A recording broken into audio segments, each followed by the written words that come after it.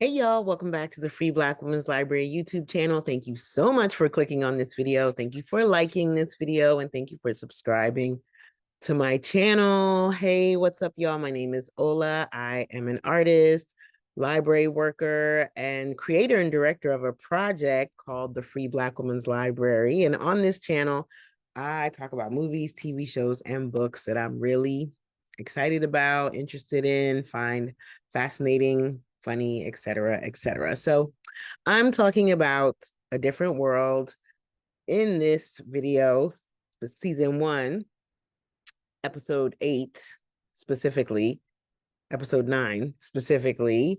And yeah, it's called Romancing Mr. Stone. Now, Romancing Mr. Stone is a special episode in that we have another character unlocked, which we don't ever see again, but Professor Walcott, played by the wonderful David Alan Grier. Now, this episode starts out as a lot of the other ones do. In the dorm room, we have Maggie, Jaleesa, and Denise. And I kind of like this consistency of how most of the episodes in this first season start out in this dorm room, this little world that they have. I still don't understand why there's 3 of them in one room and Whitley has a room all to herself. But hey, so we see Denise, she pulls all of her clothes out of her closet and she dumps them all over Jaleesa's bed. And Jaleesa's like, hello, why are you putting your crap all over my bed? And she says, I'm looking for something to wear. And Jaleesa says, well, why don't you use your own bed? And Denise says, it's too high.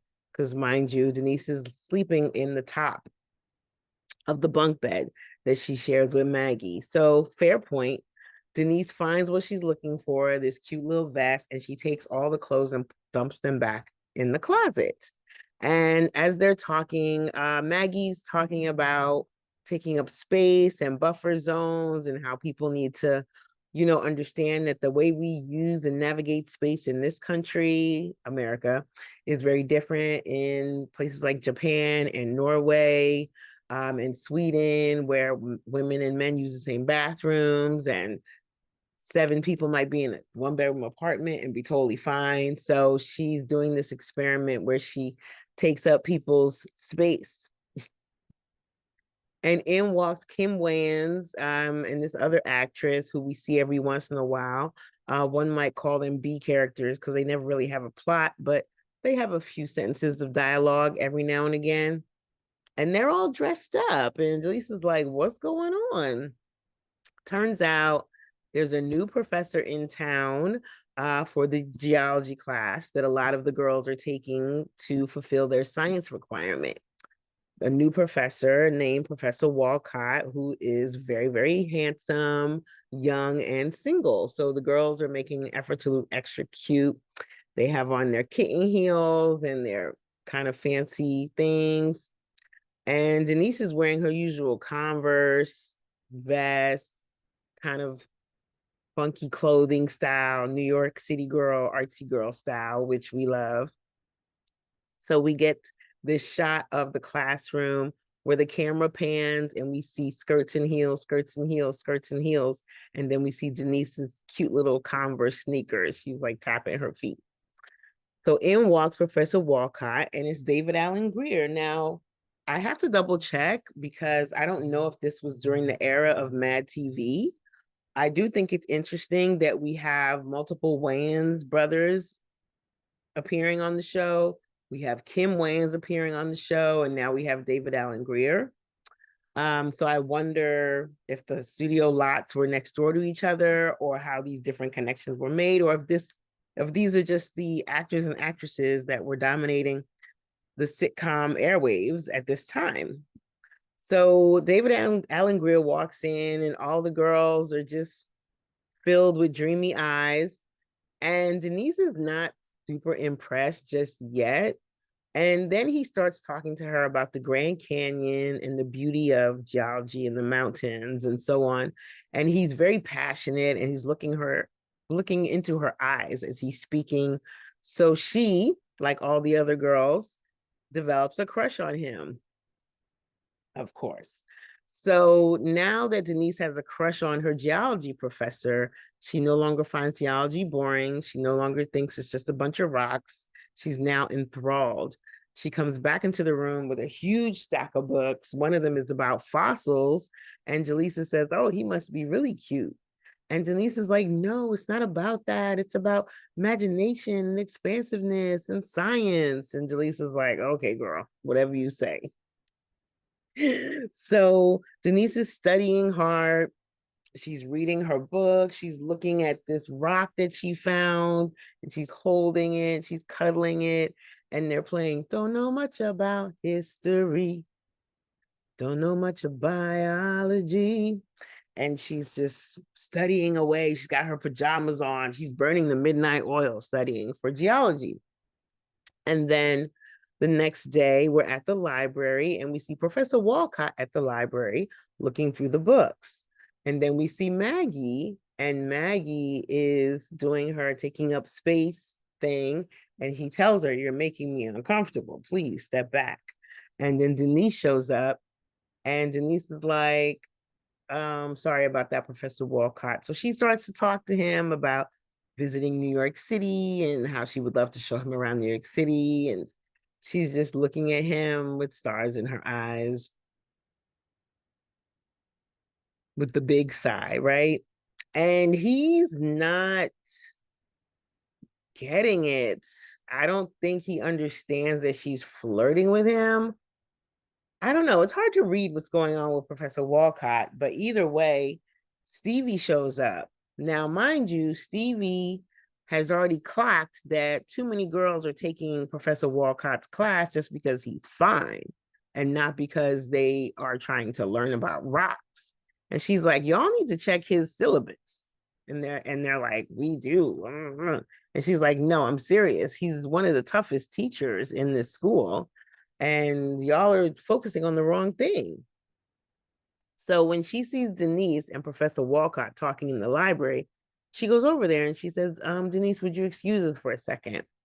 And so Denise walks away and she says to him, "You need to understand that this, you know, your students are not taking your class for the reasons that you might think. You're a very attractive man."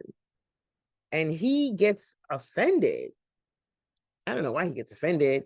Um, I guess he doesn't want her to think that he's using his looks to his advantage with these girls. I don't know. His class is like all girls.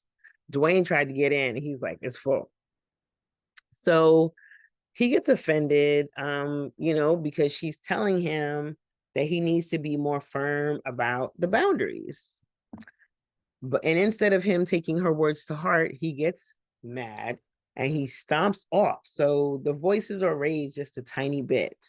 And while this happens, Dwayne Wayne sees the whole thing, runs back to the dorm, tells Whitley that Stevie and Professor Wilcott are in a relationship and they had a big old fight in the library.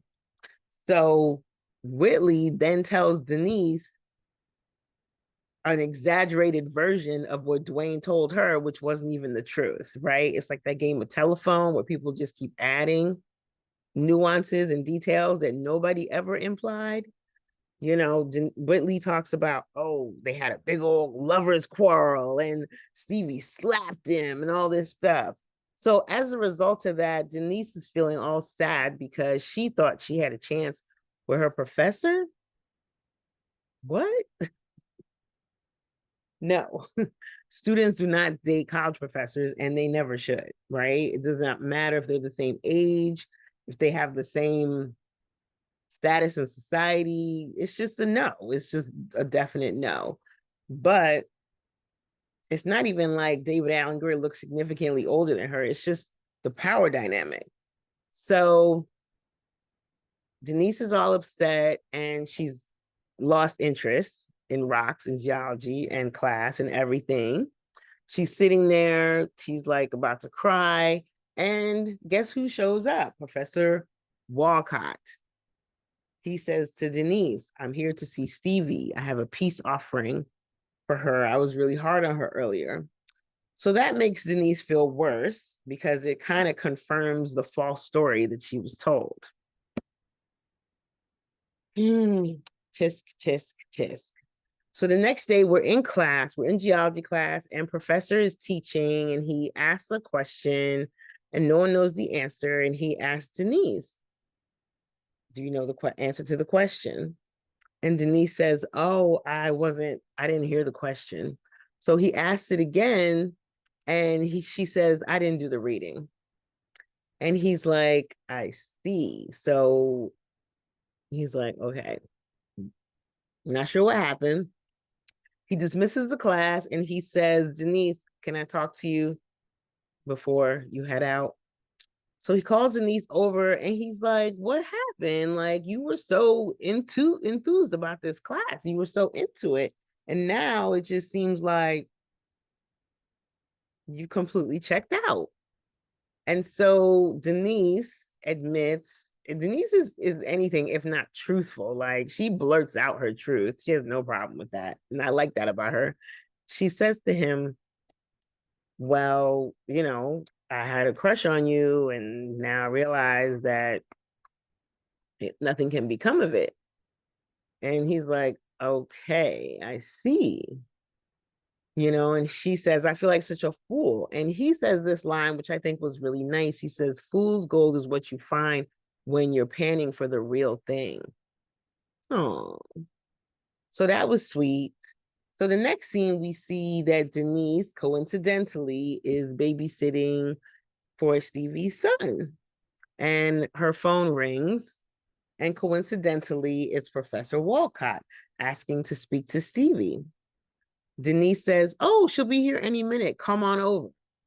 Stevie shows up and she says, oh, I can't wait to put on my pajamas and eat some ice cream and watch some TV. And Denise says, no, that's not what you're doing. Professor Walcott is coming over. And Stevie's like, why? And Denise says, because he was fool's gold to me, but he might be real gold to you. So Denise, being the romantic that she is, she thinks that she's going to set up Professor Walcott and Stevie, which is age appropriate and somewhat appropriate in terms of their standing at the university. Professor Walcott shows up and Denise leaves with Stevie's son so that they could be alone. And yeah, next shot we see, we're back in the dorm room with our three girls and they're eating that ice cream that Stevie showed up with. Stevie's baby's asleep in Denise's bed. And that's the end of the episode. So really cute, really simple, easy episode. I think the highlight of this episode was seeing David Alan Grier, the fine ass man that he is. He was fine then and he's still fine now. Most definitely. He was in a film, something Negroes, Magical Negroes or something like that, not too long ago, looking so fine. So that's a good looking man. So that was cute to see that. But I wish his character had been a little bit more, Denise, what are you thinking? You're my student, He didn't give that. He just gave like pat, pat, pat. Either way, that's it. That's it for this episode, for this Rambly reaction. I want to wish y'all a great night. Thanks for tuning in. Please like this video, leave a comment, subscribe to my channel. Thank you very much. Peace.